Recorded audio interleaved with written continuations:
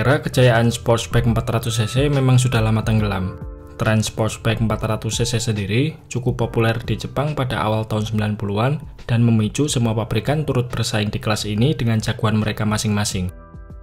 Dari sekian banyak sportsbike 400cc yang pernah dibuat, ada salah satu yang terbilang tidak biasa, lain daripada yang lain dan membuat beberapa penggemar roda 2 masih penasaran sampai sekarang.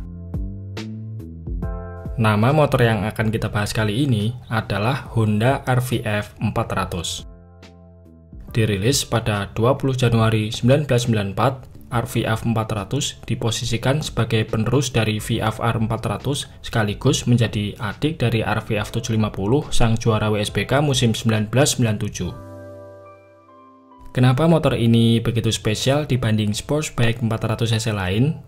Pertama, kita bahas yang paling kelihatan mencolok, yaitu penggunaan monoarm aluminium pada roda belakang yang membuat tampilannya eksotis.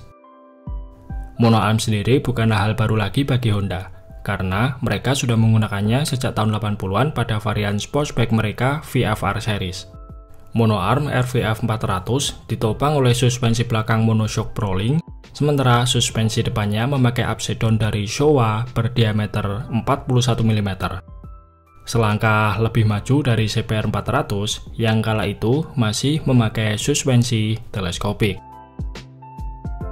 Kemudian untuk bagian framenya mengaplikasikan model twin spar berbahan aluminium yang sudah direvisi dari pendahulunya VFR 400, sehingga handling yang dihasilkan lebih bagus dan tentunya bobot kering motor ini bisa dipangkas menjadi lebih ringan, yaitu hanya 165 kg atau setara dengan bobot sportsbike 250cc modern.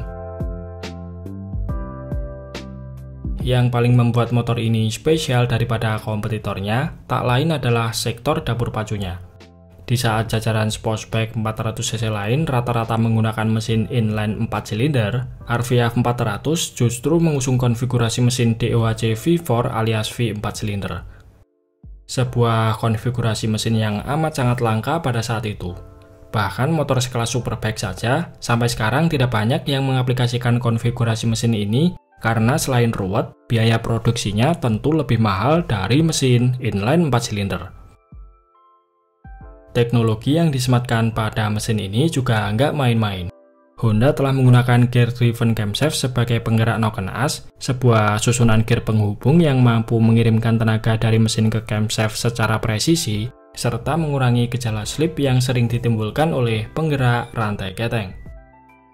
Selain itu, efek penggunaan gear-driven camshaft menimbulkan suara berisik mesin yang khas akibat dari gesekan antar logam.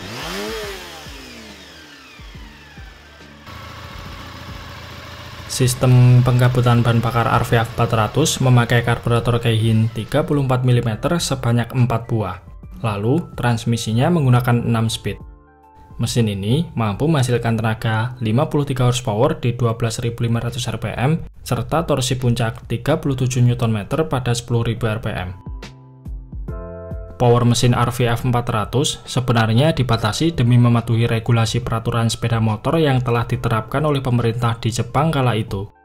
Salah satu isi peraturan ini adalah mengharuskan motor berkapasitas 400cc, tenaganya tidak boleh lebih dari 59 horsepower. Namun bagi yang suka kebut, Honda juga menyediakan part-part penunjang performa buatan HRC yang bisa mendongkrak tenaga RVF 400 menjadi 69 horsepower, serta putaran maksimal mesinnya bisa mencapai 15.500 rpm. Dengan memasangkan race kit dari HRC ini, kecepatan maksimal RVF 400 yang semula terbatas hanya di angka 180 km/jam, seketika bisa naik menjadi 220 km/jam. Secara tampilan, RVF 400 menganut garis desain mirip kakaknya RVF 750. Hanya saja bagian headlampnya tidak berbentuk bulat, melainkan dibuat bermodel Fog Eyes. Jika dibandingkan dengan pendahulunya, yaitu VFR 400, dimensi RVF 400 lebih ramping dan sedikit lebih pendek.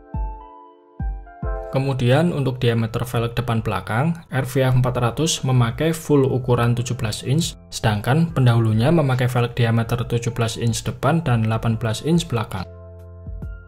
Soal performa, RVF 400 mempunyai handling yang jauh lebih bagus berkat geometri kemudi yang telah diubah, penggunaan suspensi depan upside down, serta frame model baru yang lebih fleksibel untuk melahap tikungan tajam. Tak heran, motor ini mendapatkan penilaian dengan rating 4,5 dari 5 bintang di situs media otomotif Motorcycle News.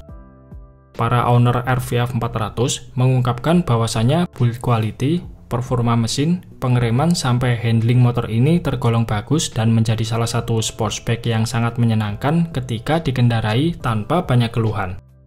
Meskipun kendala dalam memelihara RVF 400 sendiri yang ditulis oleh para owner di situs tersebut adalah ketersediaan spare part.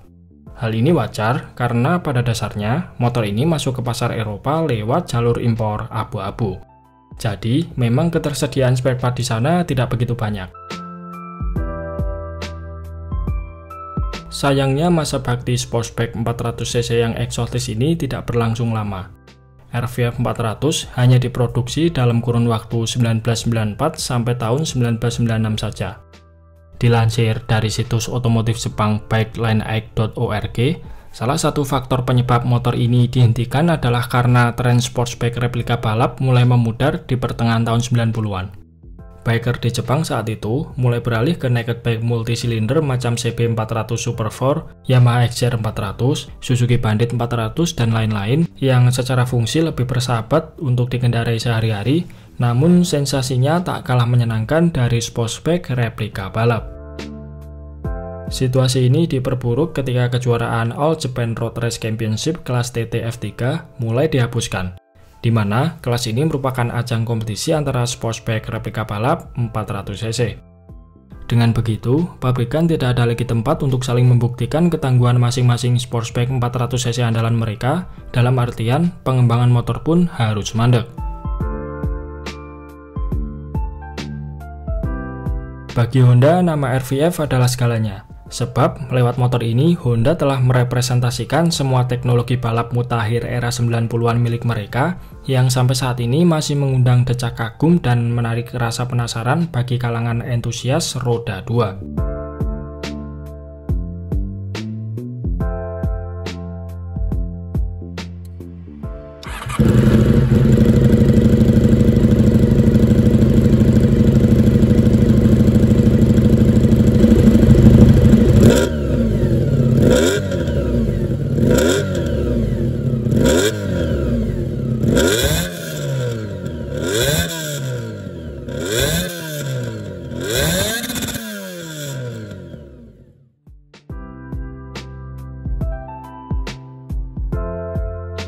Oke, mungkin itu saja sedikit pembahasan kita di video kali ini. Terima kasih sudah menonton, sampai jumpa di video-video Bang Rossi selanjutnya.